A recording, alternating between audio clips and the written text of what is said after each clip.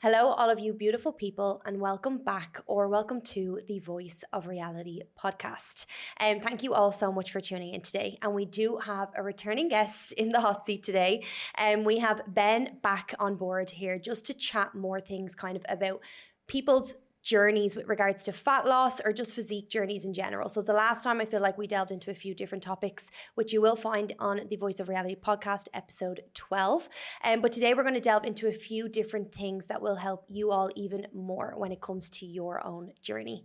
So hello, Ben. How have you been? Hi, I'm good. I can't complain. Thank you very much for having me again. You're very, very welcome. And I obviously, as I said, it's always so nice having someone on the podcast with different perspectives, different experiences, and as well as that, even just from a male point of view, I think it's really nice to have that and for other people to be able to resonate with it and to take something from our conversations and what we chat about as well. So as I said, today we are going to be talking more kind of about physique journeys, what actually goes on with clients, ourselves, our own experiences, and just journeys in general. So yeah, I'm excited about that, and just to delve more into it, give people more topics and more tips and tricks and everything like that to have a kind of listen to and help them along the way. So first things first, obviously yourself, you are big into physique, we shall say. You are a physique and kind of lifestyle coach. For you, your own experience, what has your physique journey been like so far? So I obviously started training quite young, and part of it was to help me with sports, but another part of it was to help me actually improve my physique, change how I look, and feel better with what I see in the mirror.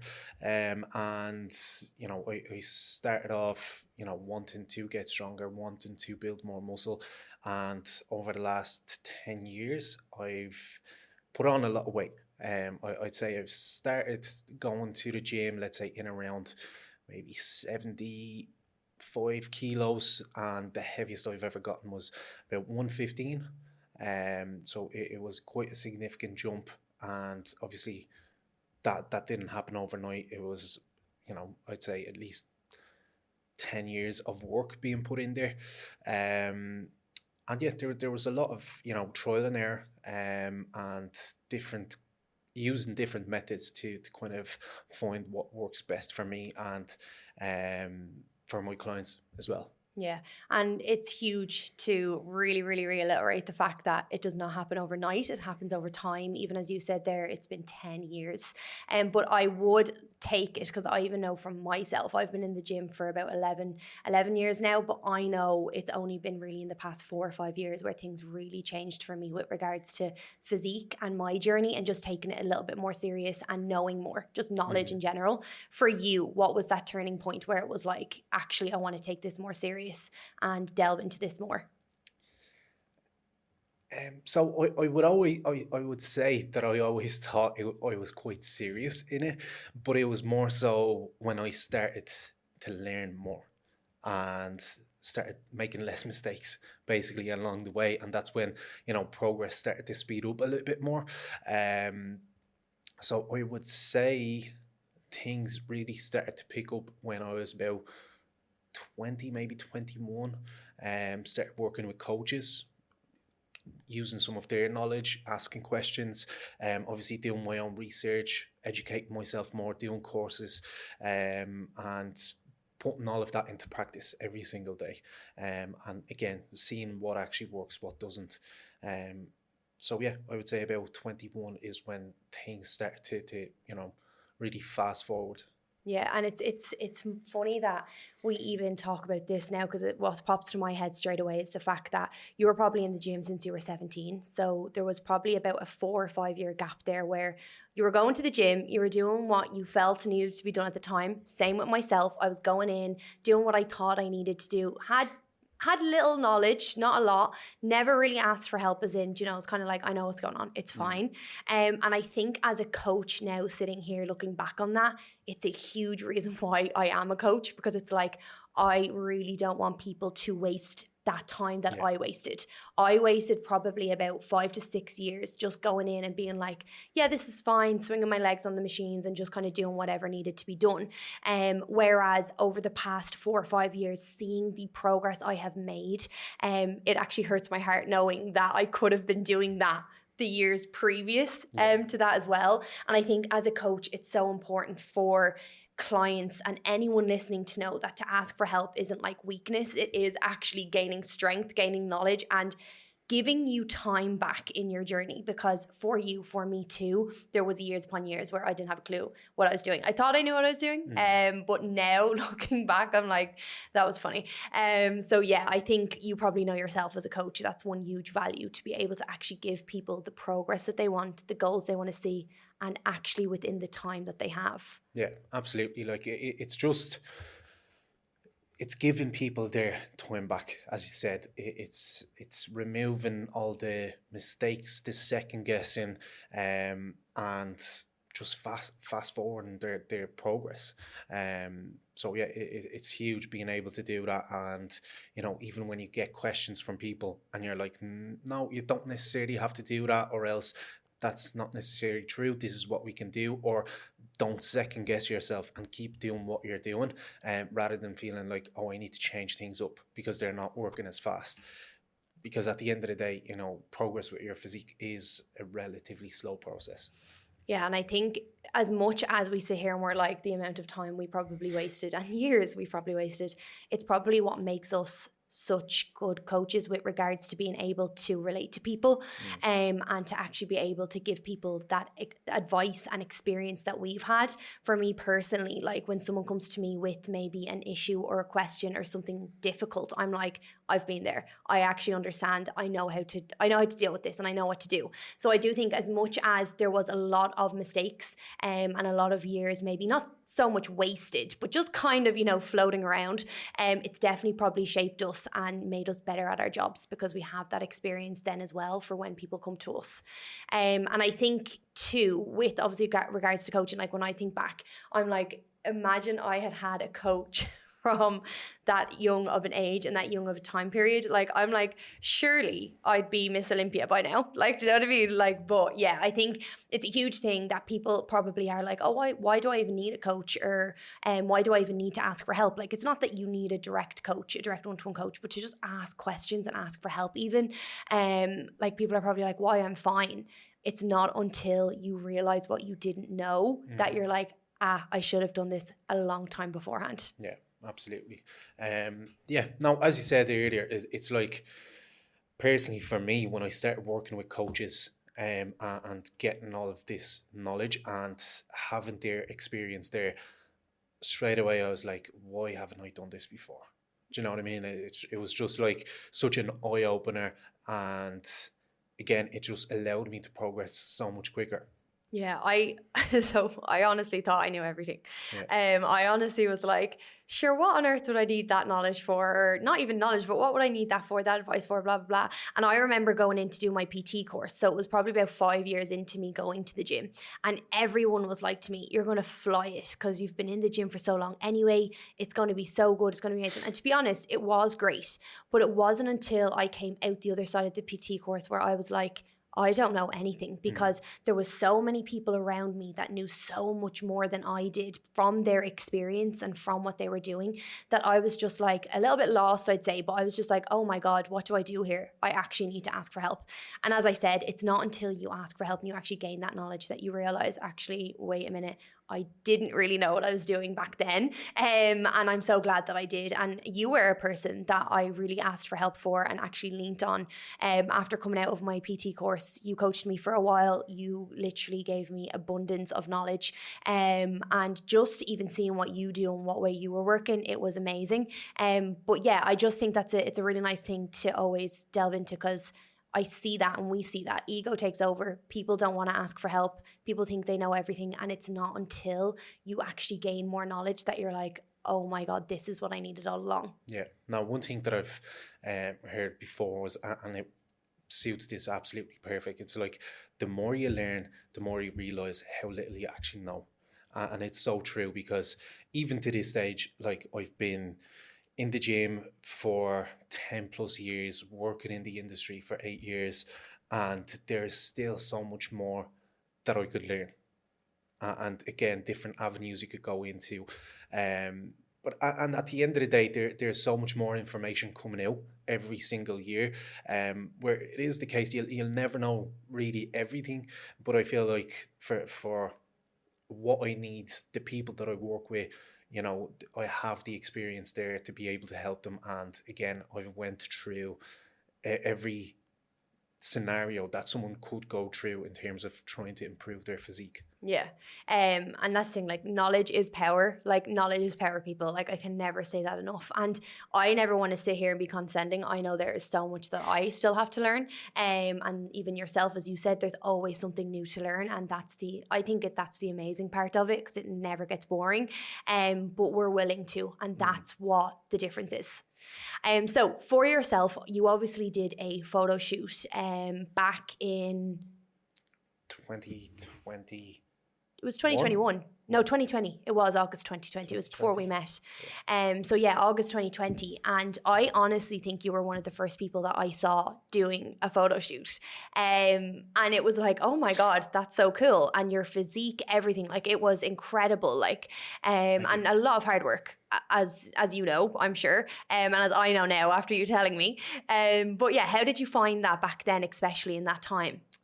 So obviously it was in the depths of COVID. So to be honest with you, I was very fortunate to be able to still have a full gym to use.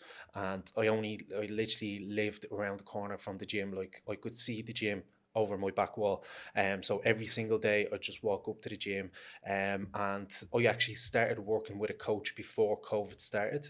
And then obviously things kicked in, and at the start when I started working with the coach, the goal was just to pull off a few kilos, you know, maybe put myself in a position to maybe do a gaining phase and whatnot. And then as I started, you know, get leaner, get in better shape, I was like, do you know what? And I've seen my coach's clients at the time, someone done a photo shoot. I was like, that's cool, we could do that as well. And it was literally, I was already dieting, and then I think it was 4 weeks.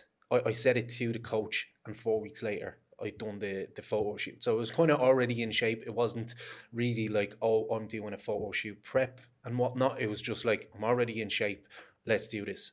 Yeah, you kind of did the prep without knowing, really. Yeah, so I was just kind of working away. I didn't have anything else to do with my day apart from small bits of work here and there. So yeah, every single day I'd just go into the gym on my own for about 3 hours, because I took my time because I had nothing else to be doing. And yeah, I was just working away in there, and it was obviously it was quite tough. In a sense of the kind of physical side of things, and mental as well. It was kind of like, it was obviously hard being there on your own every single day. But on the other hand, it gave me something to focus on, because it was such a hard time for everyone else anyway. And I was obviously very privileged to have that gym to use there and have something to focus on.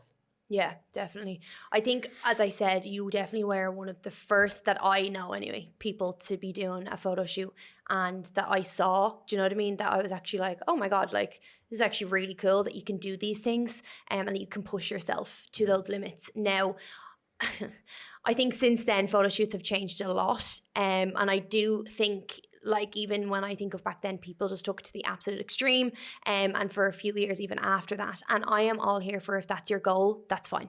Absolutely. But I think people genuinely see it, and they just see all of the negatives and all of the bad things that come out from it. So share some of the positives that you kind of gained from doing the photo shoot. So in terms of positives, I would say number one, proving myself how much I can actually withstand mentally and physically. That was a massive thing. Just proving myself how far I can actually push myself. Second would probably be the actual shape I got myself into, because it was probably the leanest I've ever gotten.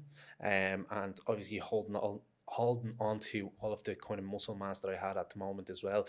And that gave me, I would say, the mentality to be able to then apply that to everything else in life. because I was like, okay, this is what I can do myself in terms of my own training. I can apply this into work, let's say, and different areas. And that's how everything else kind of started to work a lot better for me, because I was able to go all in with everything and, you know, really push myself, and not just half-arse. Yeah, and huge thing you obviously said there was that you then, it trickled into everyday life, that feeling of, oh, if I can do this, then surely I can do something else, and I can do this, and I can grow in this way. A huge thing that I always say with photo shoots, or just even showing up for yourself, is if you show up for yourself in one specific area of your life, it's proving to yourself that you can show up in other areas as well. And it's so important that people realize that if you start a fitness journey, and we always hear us going on about confidence and, you know, show up and, you know, do the hard things, that's not just to change your physique. That's not just to lose a few pounds or gain a few pounds. That is to genuinely prove to yourself that you have what it takes to do these hard things, and that you can do other hard things then as well as that. And it gives you that level of confidence where it's like, okay, I actually can hold promises to myself. If I can show up for myself like this every day, if I've told myself, okay, I'm going to train X amount of days this week, eat this, do my steps, and I do these things and I tick these boxes, I'm keeping promises to myself here. I'm taking action. And that is a level of confidence that you give to yourself that trickles into everyday life. And I do think that's on any level of fat loss journeys or journeys in general with physique. But I think with the photo shoot, or just more of a prep style journey, you get to another level of that, because mentally it can be tough. You have to choose harder choices majority of the time. Like, it's not that you get to just go out and drink on the weekend of a random weekend, or even if occasions come up, sometimes you have to say no, and there is a good bit of sacrifices to be made on a prep journey. So I think the mental resilience and the level that you kind of push yourself to more on a prep really, really shows yourself how much you're actually capable of. Yeah, absolutely. It can be a very hard thing for a lot of people, but I think another side of it is you have to be ready for the work that's ahead of you, if that makes sense. I think some people that come out of it and have a lot of negative things to say about it were never ready to start in the first place. And whether that's, you know, their coach or whoever pushes them to do it was not really necessarily being honest, or didn't have, you know, the right knowledge around things, or else whether it's themselves just going ahead with things anyway, regardless of what they're told, that maybe, okay, maybe you shouldn't do this now, maybe you should do this in a few months after we kind of work on this a little bit more. So yeah, it can definitely be a hard thing to do for a lot of people, but again, I think if you come in prepared, it can just, you know, gain so many positives from it. Yeah, and to be honest, you know what I'm like with the whole photo shoot situation, and I feel like for such a long time I put my own on the back burner, because I felt like it was such a trend. For so many years, photo shoots were just a trend, and it was like, oh, like everyone felt like they just had to do one. Like coaches felt like they had to do one to fit into the fitness industry, and then they were pushing clients to do it, pushing clients to limits that they shouldn't have been pushed to, and it was just this ultimate trend for so long. And I was just like, this is such a yawn fest. Like, why are people doing this, coming out the other side with the most like negative perspectives on it, when they would have been better just never doing it in the first place? And when I went in then to do my own, I was like, do you know what? I need to break this kind of cycle here where it's constantly like pushing yourself to limits you don't actually need to push yourself to. Yes, you should challenge yourself 1,000%, and it should be challenging. But I think people really took the kind of piss out of it, and out of a prep in general. And then they were left kind of with all of the negatives and the toxic kind of side to it. And then they were showing other people this, and other people were being turned off these things and these challenges, when really you should be using it as a celebration, and kind of finding your best self in the midst of the challenge, and finding your best self in the process, and just feeling really comfortable and confident on the day, stepping out of your comfort zone. I just think there should be more emphasis on that side of things, rather than you have to have abs and quads of steel and be shredded to actually do this. No, you can do it tomorrow if you want to. But I just think the actual values of photo shoots, they've definitely changed in the past year or so. But for a while there, it was just this kind of toxic trend. And I'm happy to see that it is slightly changing, 100%. Yeah. Well, I think everyone was trying to go the same route. The kind of bodybuilding style and whatnot, getting absolutely shredded. And again, it comes back to the fact that a lot of people just were not in a position to do that whatsoever from the get-go, not having enough muscle mass, not having the diet experience before that, and obviously going into such a harsh diet, being your first one, and mentally pushing yourself through it, but then once you come out the other side, that's when the negatives start to happen, because all of a sudden the big goal is taken away, and you've never experienced a diet to a point where, what do I do after this? Yeah. Because what you do after the diet is, I would say, 10 times harder than the diet itself, because the big goal is taken away, and now what you have to worry about is actually controlling yourself after being restricted for such a long time. I always say to clients, because I always feel like after a photo shoot, there's a little bit of a grey area where you don't really know what you're doing, you don't really know how you feel. And the only way to explain it is like Christmas. It's Christmas, it's leading up. The lead up to Christmas is so exciting. Everyone's buzzing for it. Do you know what I mean? And there's songs, Christmas songs. It's cold, it's winter, there's decorations, and it's this ultimate hype. And then it's Christmas Day and it's amazing, and you're like, your feel good factor. Everyone loves the feel good factor of Christmas. And then literally for about a week, everything's all good and you're still kind of on that buzz of that kind of period in the festive season.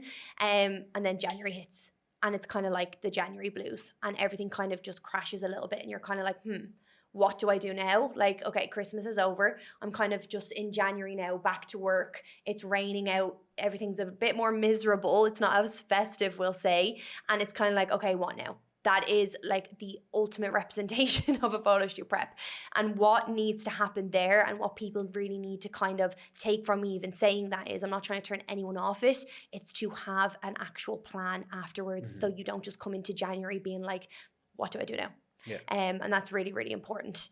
But yeah, sorry. So after, obviously, ourselves, we have a lot of clients that would be on a fat loss journey. I think the majority really of both of our clientele would be fat loss. Yeah. Of course, there's some maintenance and building and things like that as well. But what is one piece of advice you'd kind of give a client literally just starting off, or anyone listening as they begin their fat loss journey?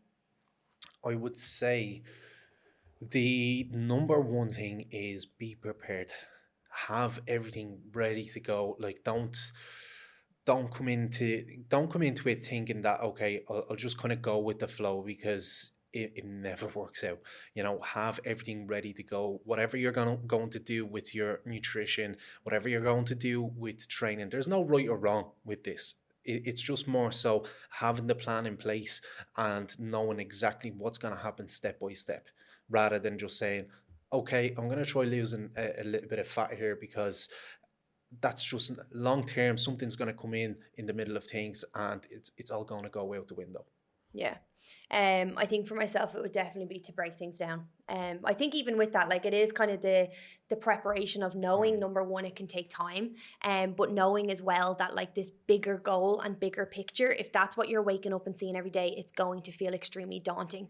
Like, if you're constantly just thinking of that goal, and you're so goal orientated, which, it's amazing to have goals, please don't get me wrong, but you need to break that down, because realistically, every big goal is small goals accumulated. You need to just wake up and be like, right, what can I do today that's going to accumulate and progress and allow me to move forward towards where I want to go? So for me, and I say to all of my clients or anyone that will listen to me, like, please, every single day, just do something and tick the boxes that need to be done to allow you to keep moving forward, because that big, huge goal can feel very daunting when you try to put everything together at once. And that's ultimately why people fail as well, because they're constantly thinking about how long it's going to take.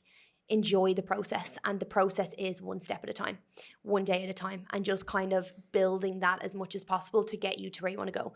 And then the best part is, do you know the quote that's like, the man that actually loves to walk will walk further than the man that loves the destination.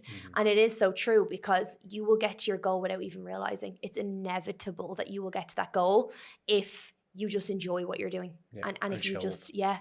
if you show up, and if you just show up every day and tick those small boxes that get you to the bigger one. So yeah, obviously with that, right, what would you say is one struggle or something that you see happening a lot of the time with your clients or people as they begin, and then that ultimately leads them to maybe quitting or to be being on the back foot then? I would say commitment or lack of it. So not really saying to yourself, no, I am doing this.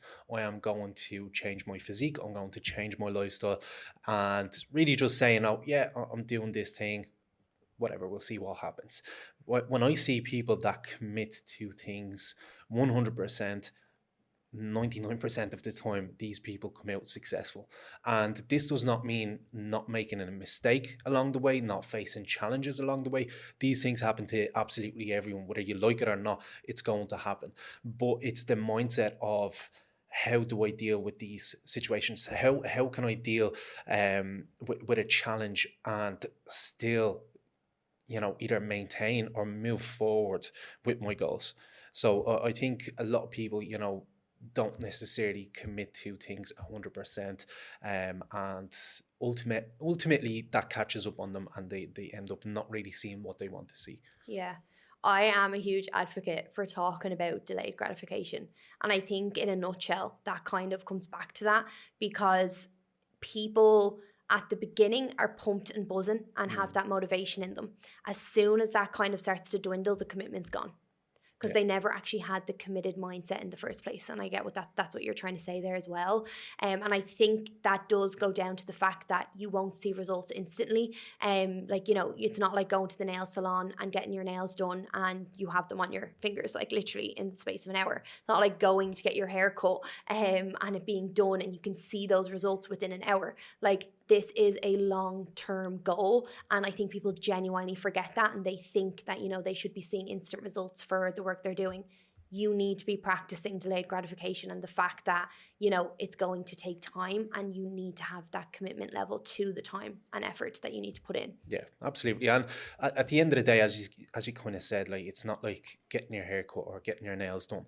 Like, you are indirectly trying to change your life choices, trying to change your lifestyle. So, a lot of things are going to have to change. You're going to have to change, in some cases, quite literally, how you live your life.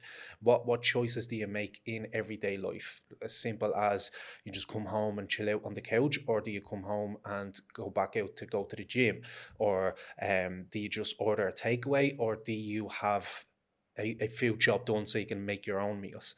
And it's those type of things that, people have to remember as well. Like, you are quite literally changing your life. I know that this might sound very drastic, but it is what it is. Yeah, no, it's drastic in the most positive way though. Yeah. Like, like, as much as we're like, it's going to change your life, and it, like, even when you say, like, change you and change who you are, some people are like, oh, but I like who I am. That, yeah, absolutely. It kind of just enhances the best version of you. It's not that, you're going to like be a completely different person and unrecognizable. It's just that the qualities that are actually positive and good just come to life so much more, and you are your higher self that chooses the better things, the more positive things. So yeah, I think a huge thing as well is perfectionism. I think a huge thing for a lot of people, and ironically, I'm going to say this, and I'm sure everyone has excuses. I've had excuses, you have excuses. Like, they're like, look, excuses always come into it. But ironically, the only person that can get you where you want to go is you. So even if there is other people to blame, or if there is excuses that come in, you are the only person that can change that can find a solution, or can actually be like, do you know what? It's on me, and I need to kind of see now what I can do going forward. And what we see a lot, especially with clients and anyone who does have that kind of perfectionism kind of mindset, is one small bump or hurdle that comes along the way, it's kind of quit time. Do you know what I mean? Throwing in the towel and just being like, do you know what? Maybe this is too hard. When it's actually not too hard. It's just the fact that there's something small coming in that is in your way. Once that's gone, all is good. But it's that perfectionism of every single week needs to be amazing. I need to tick every single box. If something comes in, if I get sick, that means I failed. Yeah, otherwise it's not worth it. Yeah, you only fail when you quit. And I honestly like can't say that enough. Like people genuinely quit thinking that they've failed, but they've actually failed because they've quit.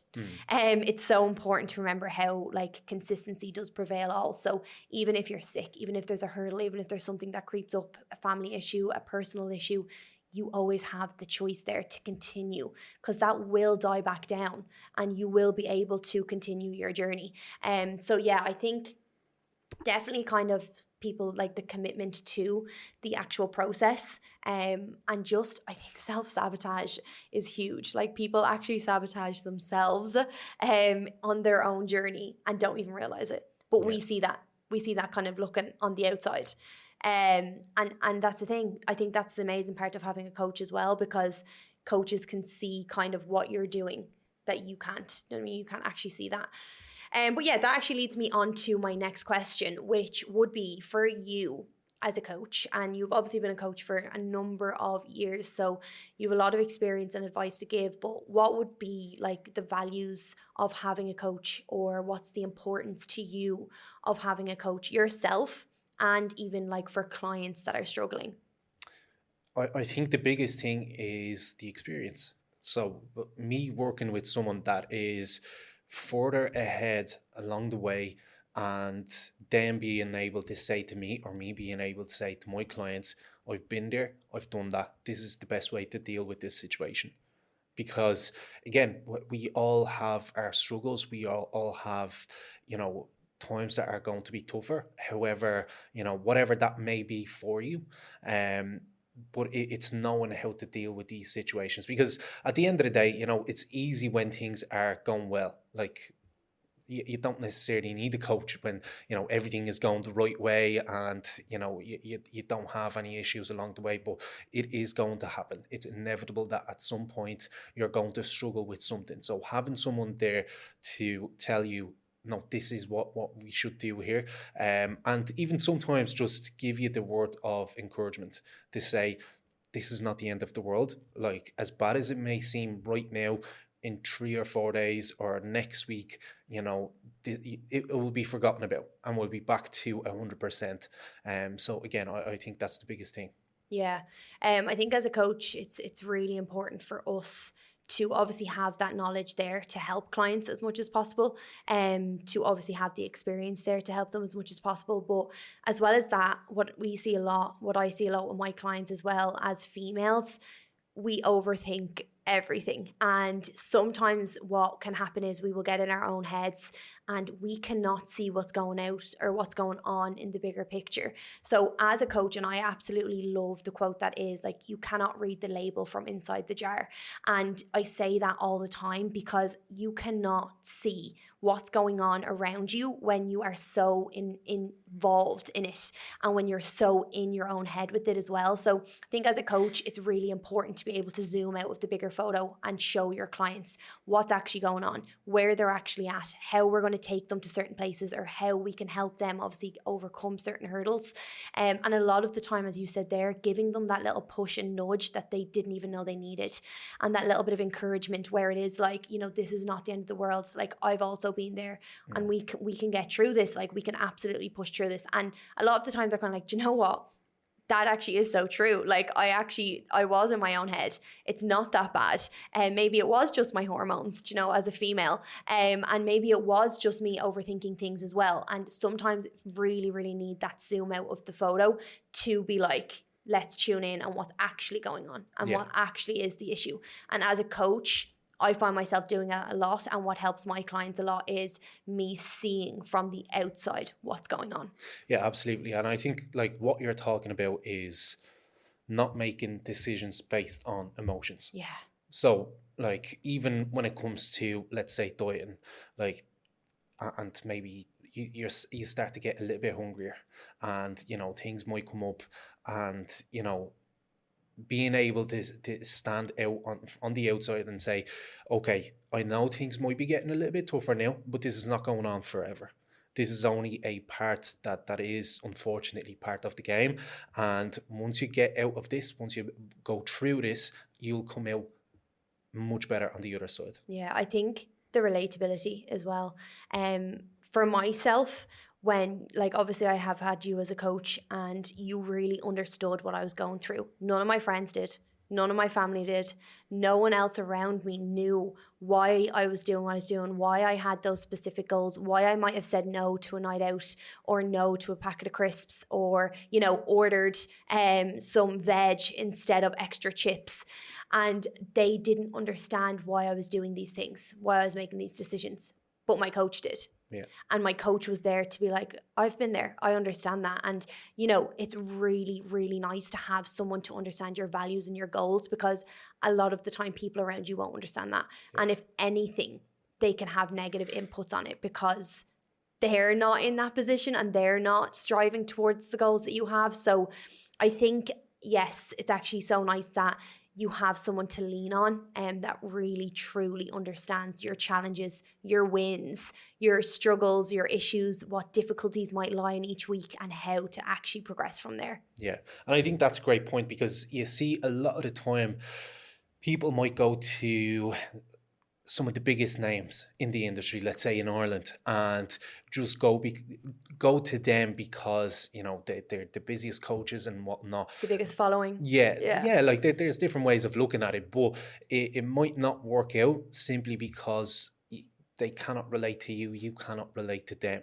You're in such different areas of life. And, you know, at the end of the day, you know, getting someone in shape is a very, very simple thing. Like it's quite literally, you could write it down as a maths equation of what you need to do in order to lose a bit of weight. It's very, very simple. But in practice, when you add in the lifestyle side of things, of what your life looks like, what is involved in your day-to-day, it makes things a whole lot harder. So for someone to be able to understand what you're going through, be able to relate to it, and, you know, give you an accurate or a good kind of way of looking at things and going around these challenges is probably the biggest thing that you could get out of having a coach.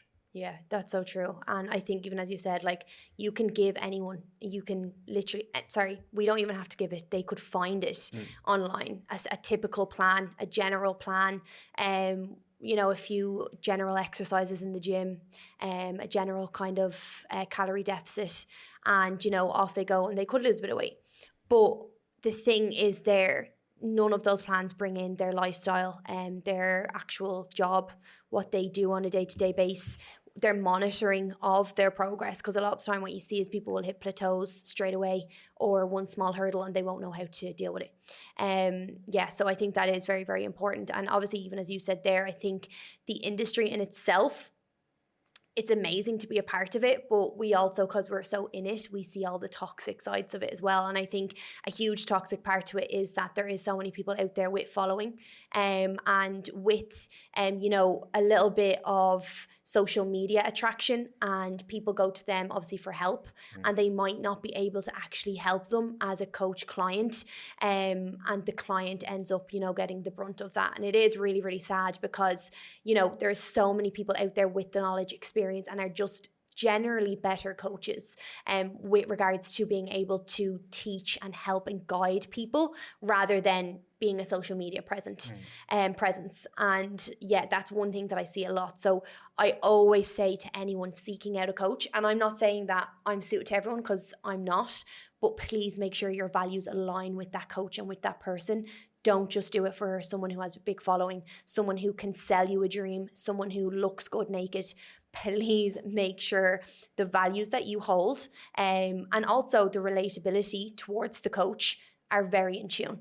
And that they also view things the way you might, or the way you want to view things. Yeah, absolutely. Like, I've worked with a couple of coaches at this stage, and, you know, I've worked with probably one of the top coaches in the UK, and I didn't necessarily enjoy it. You know, I've paid big money to work with him, and again, it's not it's not anything that he'd done wrong.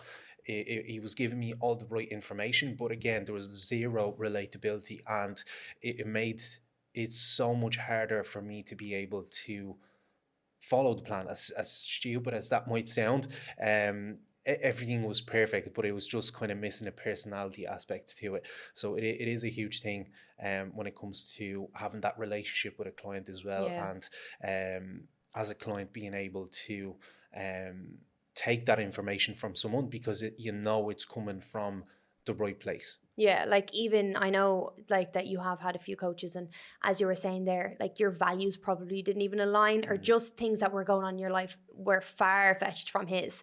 So like, say for example, something personal might have happened. You were probably like, God, I can't tell him that, because he'd be like, I don't care. Go and train. Yeah. Do you know what I mean? So yeah, I do. Yeah, it's definitely a huge thing. Depends on goals for sure, because obviously I know the coach you're talking about as well. Amazing coach, but it's just that kind of he kind of has a different approach to things and kind of specializes in a different sector, I would say. So yeah, I think it's very, very important to have a look at values, look at the broader picture of everything.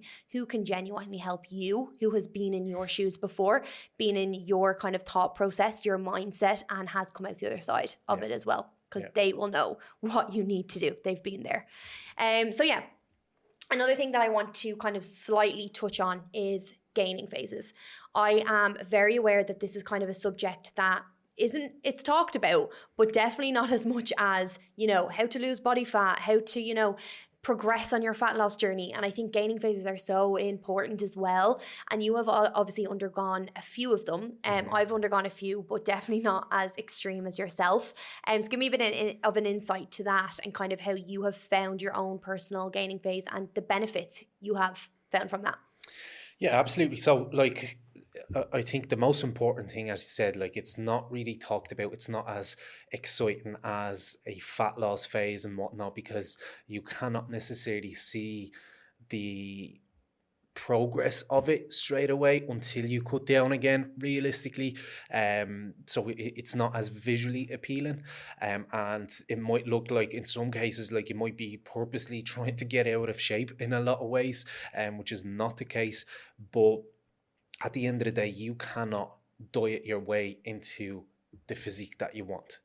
In a lot of cases, like, people want to have, a little bit more muscle, have a bit of shape to them when they diet down, and you will not have more muscle through dieting for years on end. So again, having those gaining phases is extremely important. And when I started doing it right, because I've tried to gain muscle for years before that, and it was just a case, okay, I'll just eat as much as I can every single day, and you just end up genuinely getting out of shape, and your training is poor, your fitness is even worse, all of those negative things. Where when you start doing things right and treat a gaining phase as you would with a fat loss phase, with the same amount of detail to how much food you're actually having, how much progress you're making with your training, that's when you actually start unlocking kind of new levels of muscle mass being added. So I would actually say, gaining phases are harder than dieting. Anyone can lose fat, but it is definitely a lot harder to add muscle, because anyone can also put on weight, but it's not just body fat that you're looking to put on. You're looking to put on quality tissue over a long period of time. So being able to say to yourself, okay, for the next 6 months, I'm going to push myself with how much food I'm trying to eat, my consistency with training, and not necessarily see the visual result for it until I cut down again, which might be another 3 months after you finish, is a hard thing in itself. But it's, if you are trying to build and improve your physique, it is extremely important to do. Yeah, and it's the way you said that they're actually harder. Like, gaining phases are harder than dieting phases. 100%. And if you said that to an average client that's starting, they'd be like, as if. Do you know what I mean? Like, what? Like, it's the dream to eat more food. Not when it's food, when it's good quality volumized food, and it's food, like, you're not just going out and having a pizza for dinner, you're not eating donuts for breakfast, like, you are eating a lot of good quality food that is giving your body enough then fuel and enough kind of like actual fuel in general to gain muscle instead of just accumulating a lot of body fat over a period of time. And I find myself even number one, I find the gaining phase is harder because food. My appetite is shockingly bad. I feel like I have a lovely zone, and if I could stay in that zone, I would. But of course, I want to challenge myself. I want to push my body. I have goals. I cannot diet my way to those goals. So when I go under, say, a gaining phase, I find it quite tough with, the food and the amount. Also mentally, because my body changes. Of course, you're going to accumulate a bit of body fat, but it's more so that you're kind of trying to make sure that you're not gaining too much and you're not going too far. It's a little bit harder to monitor, I would say, because you're not seeing, like when you cut down and when you're obviously trying to lose body fat, you can see different things come to life. Whereas when you're gaining it, like it's very hard to make sure that you're gaining the right thing in the right places. Yeah. Ultimately, I would say like a gaining phase is 100% needed for any physique kind of goal, unless it is just that you want to gain kind of a more maintenance, sustainable lifestyle approach. And that fat loss goal, absolutely, it's probably not needed. But if you have specific physique goals, you want to change the composition maybe of your body, learn more about like the different phases and different things to go through. Also, if you are absolutely sick and tired of dieting all of the time and you want a different approach, you want to get stronger in the gym, you want to actually look at your energy and performance, so valuable and so needed. And I feel like they're not touched on enough. So that's why I did want to touch a bit on it here today for anyone listening. Never fear them. They are absolutely amazing. And I feel like they are, as much as mentally it can be a bit challenging, it's probably one of the best things to do mentally as well, because it takes you out of that mindset of constantly being in a calorie deficit. Yeah, absolutely. I think there's time and place for everything. Yeah. Like, as you said, everyone wants to eat more food and just have a good time on their diet.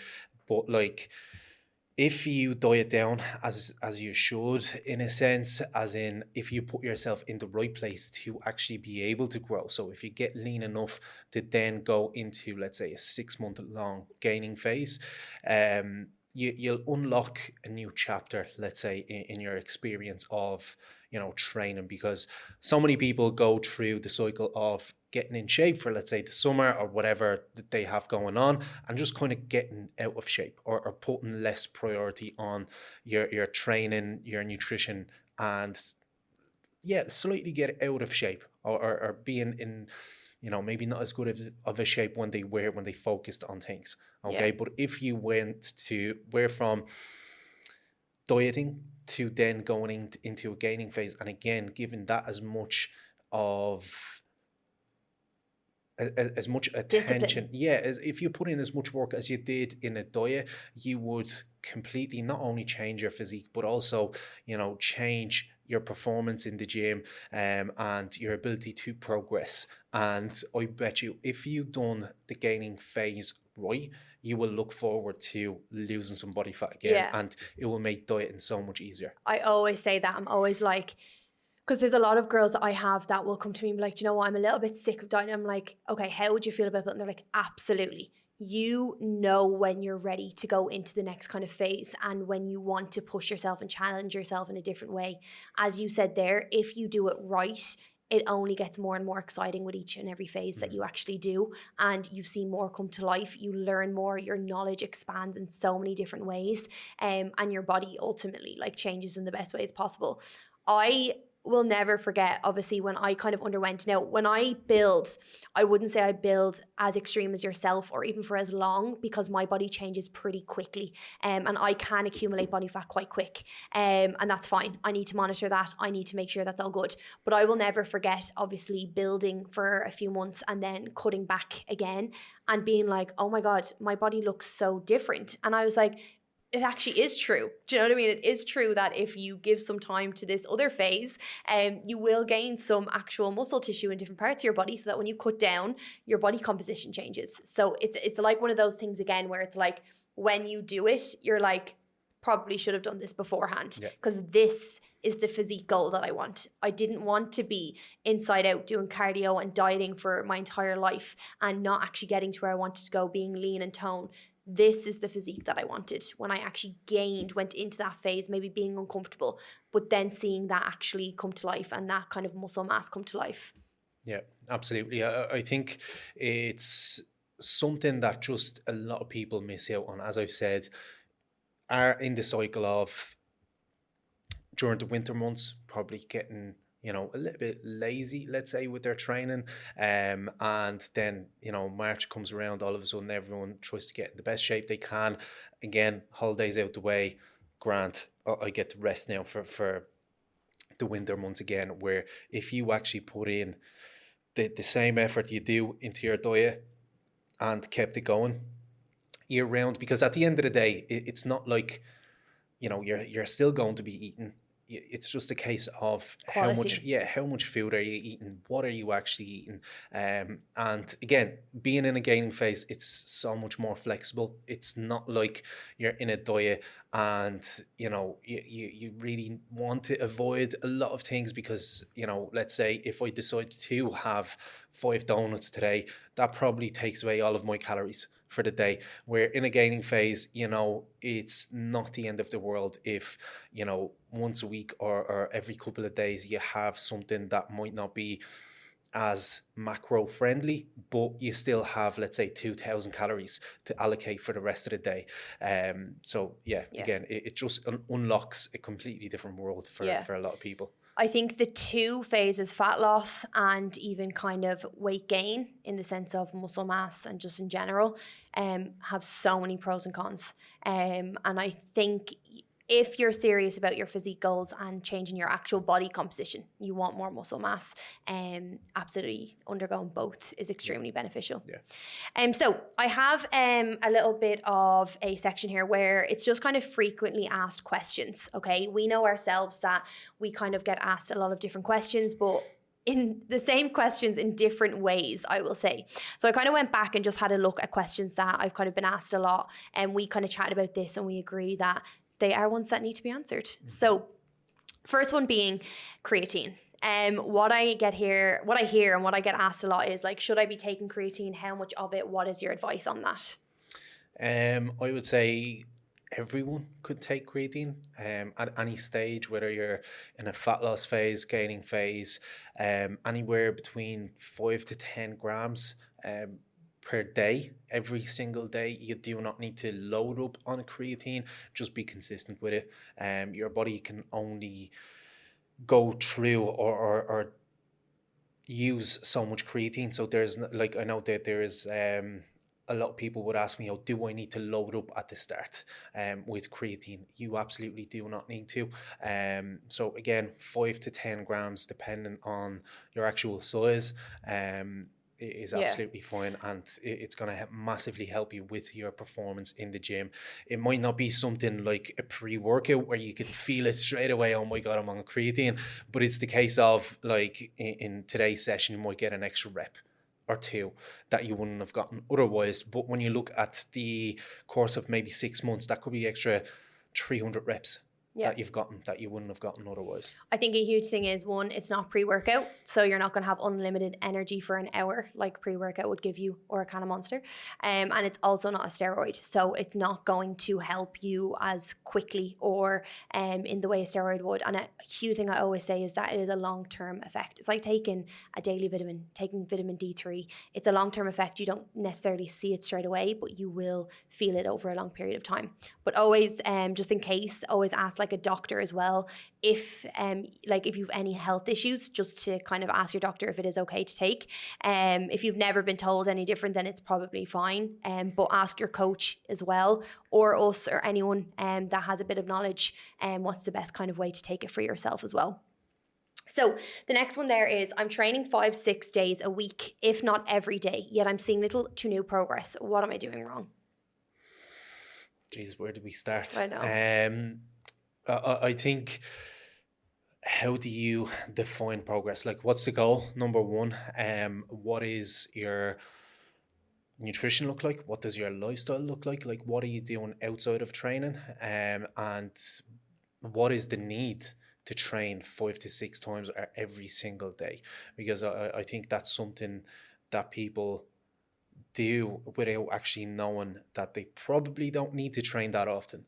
So one thing that I've seen on my journey along the way, and obviously something that I've applied with a lot of my clients, if they tell me coming on board, yeah, I train 6 days a week, only take Sunday off, I'm like, okay, you don't need to do that. There's absolutely no need for this, simply because across those 6 sessions, you might start off on Monday at 100% energy wise and recovery wise. All of a sudden, Tuesday that becomes 90, Wednesday 80, and it continues to go down, where your Friday, Saturday sessions are mediocre at best. So it would probably make a lot more sense for you to train less, but to 100% potential.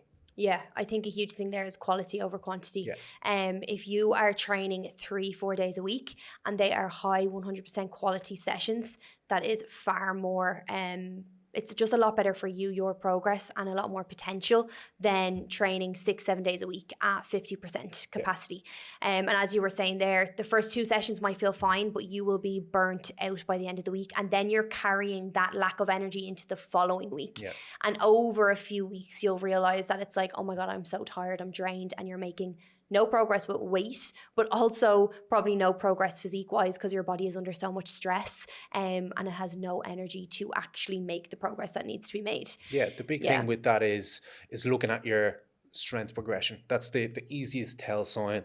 If you are not making any progress with your strength in terms of getting an extra rep or two in a session, that's when you know, okay, something's not right. I'm not recovering enough for me to be able to come into this session and do a little bit more.